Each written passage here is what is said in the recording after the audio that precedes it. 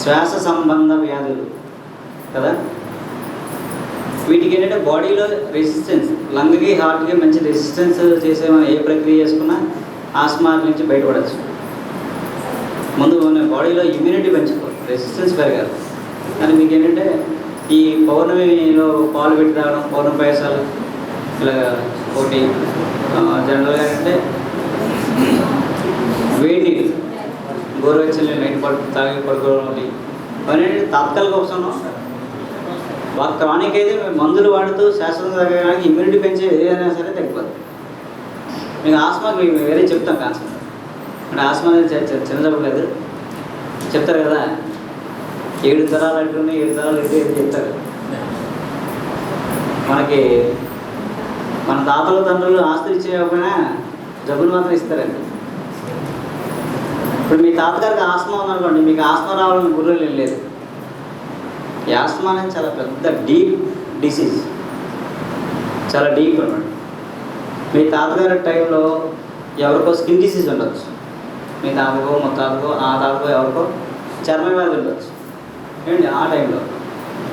తర్వాత తరానికి చర్మ వ్యాధి రాదు, అది ఇంకా స్ట్రాంగ్ అయి ఆస్మాగానో బయటపడుతుంది. ఇప్పుడు ఆస్మా వచ్చింది మనకి, మన తర్వాత తరానికి ఏమవుతుంది తెలుసండి, గుండె జబ్బు వస్తుంది. ఏ హార్ట్లో హోల్తోనో పడతారు. వీళ్ళ ఫ్యామిలీ హిస్టరీ తీసుకుంటే ఇలా ఉంటుందండి. అందుకంటే మనం పాత హిస్టరీ కూడా తీసుకుని చేస్తే ఇక్కడ కానీ మనం న్యాచురల్గా క్యూర్ చేసుకుంటే మీ తర్వాత తరానికి ఏ జబ్బు రాదు. ఇప్పుడు మనం ప్యూరిఫై అయిపోతే మన నెక్స్ట్ తరానికి మీకు పెద్ద జబ్బులేం రావు. ఇవన్నీ మీకు ఇప్పుడున్న లేటెస్ట్ వైద్యాలు పట్టించుకోరు. మీరు హోమియోలోని అట్లోనే ఇవే పట్టించుకుంటారు.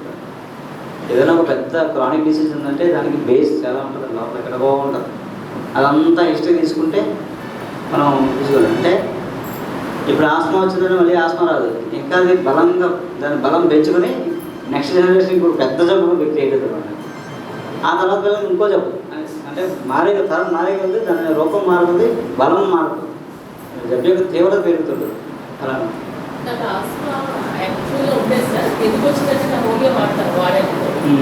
పొల్యూషన్ వల్లే వచ్చిందమ్మా. యాక్చువల్గా మీకు పొల్యూషన్లోకి వెళ్ళడం మానేయాలి, ఎక్కువ తిరుగుతారు కదా, అందువల్ల వచ్చింది కాబట్టి పొల్యూషన్ టైం బట్టి ఎక్కడికి వెళ్ళదు. పొల్యూషన్ లేకుండా ఎలా ఉన్నాం, ఉన్నదే పొల్యూషన్లో ఉన్నాం.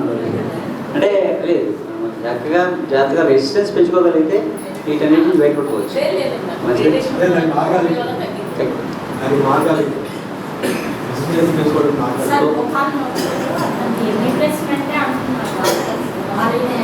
అరిగిపోయి చెప్పండి కదా, మోకాలు పూర్తిగా అరిగిపోయాక మనం ఏం చేసేది లేదు, తాత్కాలిక ఉపశమనం తప్ప. అదేంటండి, ఇప్పుడు దాకా మోకాలు లేని వాళ్ళకి రాకుండా ఉపశమనం ఏంటంటే మట్టిలో కనీసం రోజుకు గంటన్నర నడండి. ఈ గచ్చులు, టైల్స్, మార్బుల్స్, తార్ రోడ్లు, సిమెంట్ రోడ్లు వచ్చిన తర్వాత మనకి ఇల్లు అరిగిపోయి మట్టి రోడ్లు ఉన్న చెప్పి మనకి ఏం బాధ లేదు. ఎందుకు లేదంటే మనం ఎత్తు మీద నడిచేమనుకోండి, భూమి మీద ఎత్తు నుంచి ఒక ఎనర్జీ వస్తుంది. ఆ నడిచినప్పుడు మన జాయింట్స్ అన్నీ ఒక మంచి భూమి మీద నడిస్తే ఇలా వైబ్రేషన్ ఉంటుంది. ఈ వైబ్రేషన్ ఉండడం వల్ల అన్ని జాయింట్స్లోని లోపల ఫ్లూయిడ్ ఎప్పుడు రోజు తయారవుతూ ఉండేది ఆ కదలిక వల్ల. ఎప్పుడైతే మనం గచ్చు మీద, టైల్ మీద, తారోడ్ మీద నడుస్తున్నామో ఇంకెలాగే ఉంటుంది, ఇలాగే నడుస్తున్నాం. అందుకేమవుతుంది, ఫ్లూయిడ్ తయారవుతుంది, ఉన్న ఫ్లూయిడ్ పోయి శుభ్రంగా అరిగిపోయి ఈరోజు కీలక కారణం గచ్చులే, టైల్స్, మార్బుల్స్. మీకు మట్టిలు కానీ న్యాచురల్ స్టోన్ ఉంటుంది, అంటే కొండరాయి, ఆ రాయితో ఉన్న టెంపుల్స్ కానీ. అందుకని టెంపుల్స్కి ఆ రాళ్ళతో ఎందుకు పెట్టారంటే అంతా హెల్త్ కదా, అందుకు ఆ రాళ్ళు పెట్టారు. ఆ రాళ్ళు న్యాచురల్ స్టోన్, దాన్ని నడవచ్చు. న్యాచురల్ స్టోన్ కానీ మట్టి మీద కానీ నడిస్తే కీళ్ళు అరిగిపోవండి. కనీసం మనం రోజుకి ఇప్పుడంతా మనం ఎక్కడ భూమి టచ్ చేయడం మానేసాం, అదేనండి. ఇంట్లో కూడా చెప్పేసి తిరుగుతాం. అదే నేను నిజమే, నడ్డ వల్ల అరిగిపోతున్నాయి. ఓకేనండి, అరిగిపోయింది మళ్ళీ రీప్లేస్ అవ్వాలంటే పూర్తిగా అరిగిపోతే మనం తాత్కాలికంగా ఉన్నంతకాలం వాళ్ళు పని చేసుకోవడం బాధ లేకుండా చేయడానికి తప్ప శాశ్వతంగా తగ్గుతుంటే ఒకటి. పోయి రీప్లేస్ చేసుకుంటాం, గ్యారంటీ ఏమైనా ఉందా? ఎన్నాళ్ళు 2 ఏళ్ళు 3 ఏళ్ళు బాగుంటుంది, బాగా సక్సెస్ అయితే. ఇప్పుడు చేయించుకోవడం వాళ్ళు ఏంటో పరిస్థితి ఉంటారా, ఇక్కడ చెప్పి మార్చేస్తారు. ఇది బేస్ కింద బోర్ మీద బేస్ అవ్వాలి కదా, పైదానికి బేస్ అవ్వాలి, అంతే కదా. మొత్తం రావటే మార్చాలి. అవడం వల్ల ఈ పెయిన్స్ ఇప్పుడు ఏం చేస్తాం? అప్పుడు ఆయుర్వేద హోమియో అంటే ఏం పని చేయదు. ఎలా పని చేస్తుంది? తాత్కాలికంగా పెయిన్ ఉపశమనం తప్ప ఏం లేదండి. మనం ఆర్టిఫిషియల్ అయిపోయిన తర్వాత దాన్ని ఏం చేయలేం. మార్చకుండా ఉన్నంతసేపు మనం ఇలా మట్టిలో నెట్లో చేసుకుని మెడిటేషన్ చేసుకుని చక్కగా మంచి ఆహారం తిని చక్కగా ప్రశాంతంగా ఉంటే తిరగడానికి తన పని తాను చేసుకోవడానికి ఇబ్బంది లేకుండా చేయగలం తప్ప శాశ్వతంగా తగ్గుతుంటే ఉంటుంది. ఇప్పుడు స్టార్టింగ్లో ఉంటే ఎంగేజ్ 40 అలా ఉంటారు, వాళ్ళకి తగ్గిపోద్ది. వాళ్ళు తగ్గించేసి పెద్ద కష్టం కాదు. మరీ 60 దాటిన తర్వాత బాగా అరిగిపోయేలా ఉంటుంది.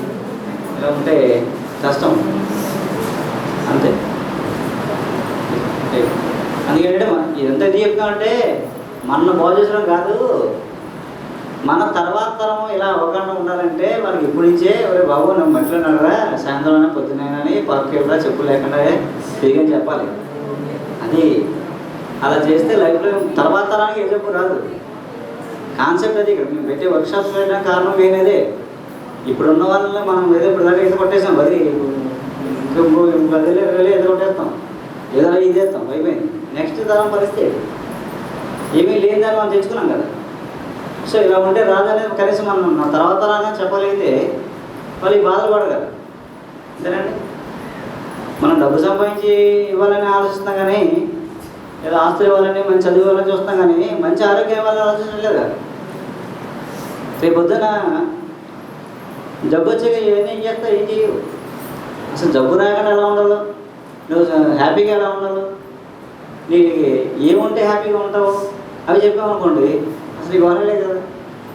ఎందుకంటే మనం ఇప్పుడు మేము పెట్టే కాన్సెప్ట్ ఏంటంటే ఏదో 100 మందికి బాగు చేద్దామని ఏం కాదండి. నెక్స్ట్ తరం కోసం ఏం చేయాలనేది కాన్సెప్ట్. ఇది ఎంత వర్క్షాప్లో ఎదురమ్మన్నా అంటే కూర్చుని మీరంతా వింటే తర్వాత తరానికి మనం అందిస్తాం. మంచి మన నాలెడ్జ్ అది మనం నేనేమో పథకం కనిపించింది కదా, ఉన్నదాన్ని మర్చిపోయాం, మళ్ళీ మనం నేర్చుకుని తర్వాత తరానికి ఇస్తే ఈరోజు మనం పడుతున్న బాధలు పడరు. అది కాన్సెప్ట్. హలో ఫ్రెండ్స్, పిఎంసి ఆన్లైన్ని సబ్స్క్రైబ్ చేసుకోండి. సరికొత్త అప్డేట్స్ కోసం బెల్ బటన్ని నొక్కండి.